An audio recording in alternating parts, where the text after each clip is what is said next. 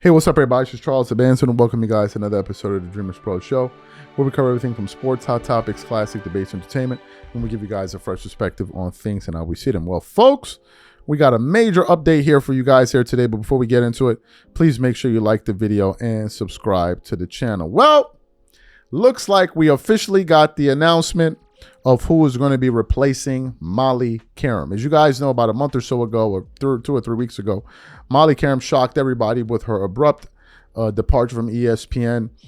We actually did a show about it yesterday, reacting to some comments that Chris Mad Dog Russo had to say, where he felt like Molly felt embarrassed by the fact that she was going to be demoted. They weren't going to give her an increase. He also said they were planning to remove her from First Take, which is something that that shocked me. All I heard was it had to do about them essentially lowballing her, not offering her more money, although she had been on that show for 10 years, and people like Malika Andrews and others earning more. That's what I heard. But then Chris Mad Dog brought in an entirely different wrinkle. But initially, when the news happened, I was confused, and a lot of our viewers were actually educating me, because I'm like, "Where's Molly?" And they're like, "Bro, Molly's gone," because I kept on seeing various different people on TV, and then we started to hear that there was going to be an auditioning period for various people to kind of see if they can fill in that role. And we had a few other people there. We had a black lady that did the show. I forgot her name. We had a guy who also had a kind of a back and forth with, what's his name?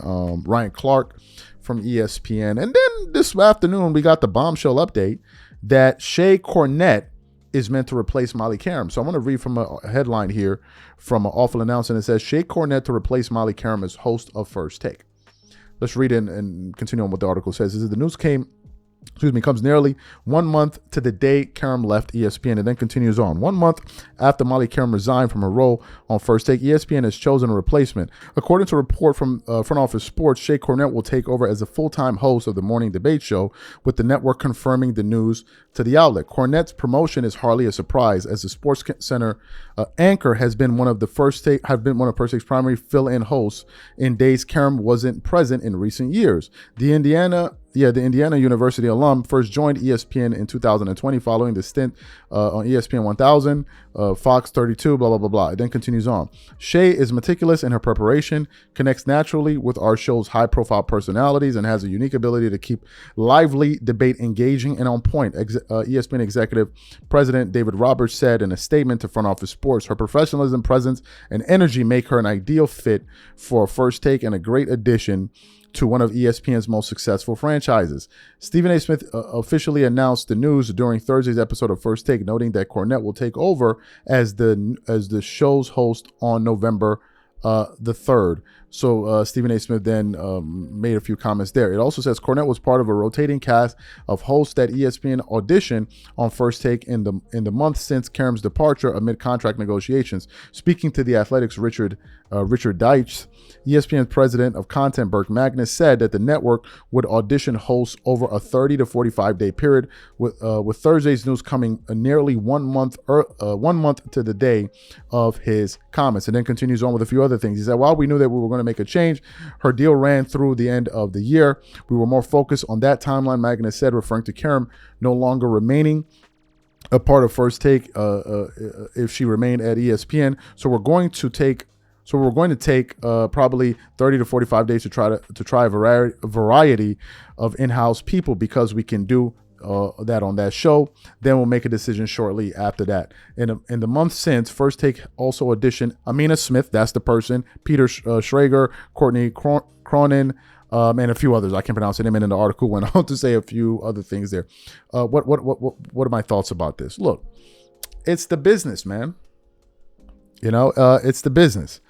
And business must go on. The show must go on, right? The show must go on. And I don't want to say it's a cutthroat business, because no one is irreplaceable, man. No one. Even us here. If we stop doing the show and we just say, we're going to take a break for the next 6 months to a year, we'll be forgotten, as we should be. Do you know why? Because the people that are working the hardest and being the most consistent should always be rewarded. It's just that simple. And Molly, although she had been on that show for 10 years, people have a short memory span. They'll forget, as they usually do. They will forget.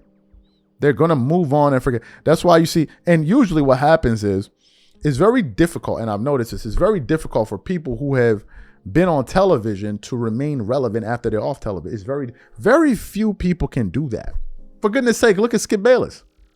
Skip Bayless was always there being quoted, and then he's off television, and then he's just one guy there. Now, he is a part of the arena now, their NFL segment of what they're doing there, but I mean, out of sight, out of mind.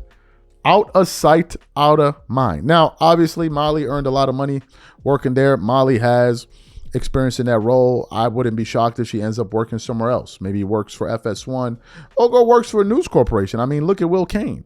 Will Cain used to work at ESPN. You guys used to remember him on there having those arguments with Max Kellerman and all of that stuff a number of years ago, and then he ended up at Fox. So who's to say that Molly won't end up being somewhere else? We also heard that she wanted to host her own show, and ESPN was reluctant to do that.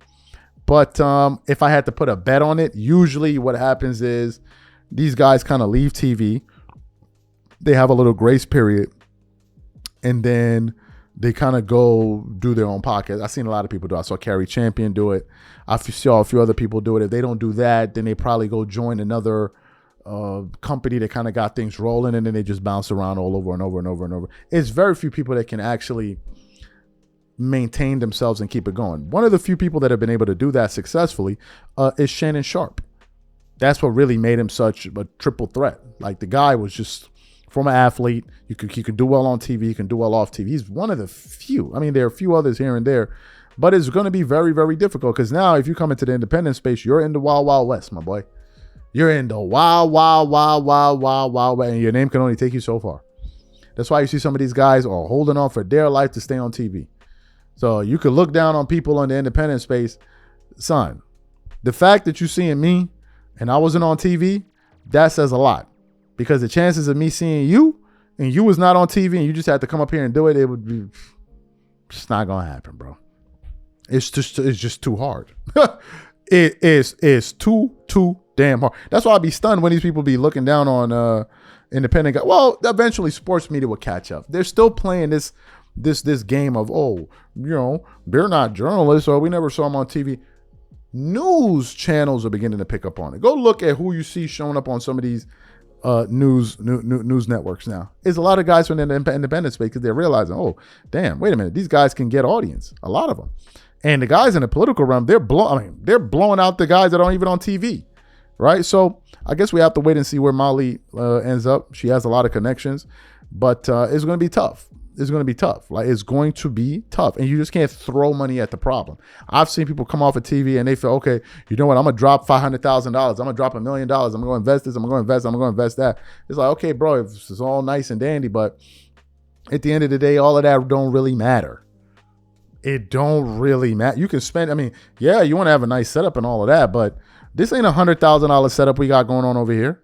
And we pushing 250, we're going to be at 300,000 subs soon. This ain't no $100,000. So you don't need that. Yeah, it matters to a point, but it doesn't really matter as much as a lot of people think it does. Because on YouTube and over here, you got to be a little bit more authentic.